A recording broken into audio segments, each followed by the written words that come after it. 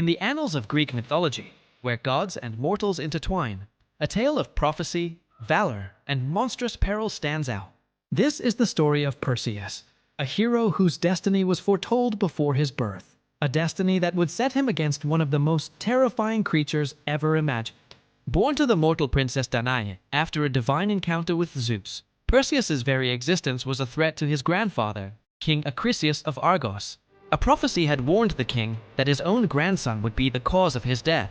Terrified, Acrisius took drastic measures. He locked his daughter and the infant Perseus in a wooden chest and cast them into the unforgiving sea, hoping to defy fate itself.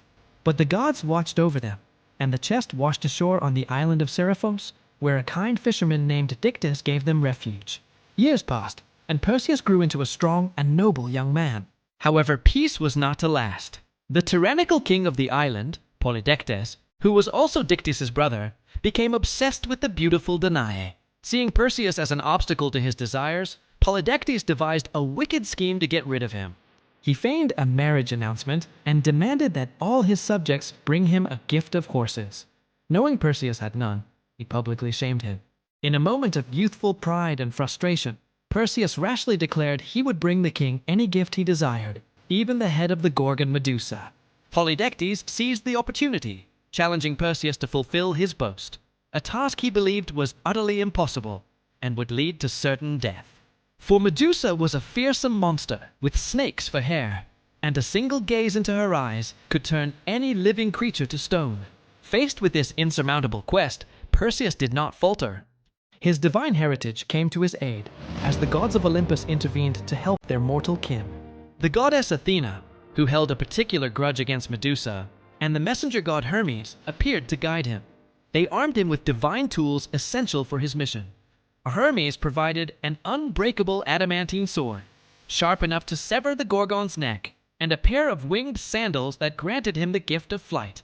Athena gave him her own highly polished, mirrored shield, warning him never to look directly at Medusa. He was also given a special satchel, a kibisis, to safely contain the Gorgon's head, whose deadly power would persist even after death.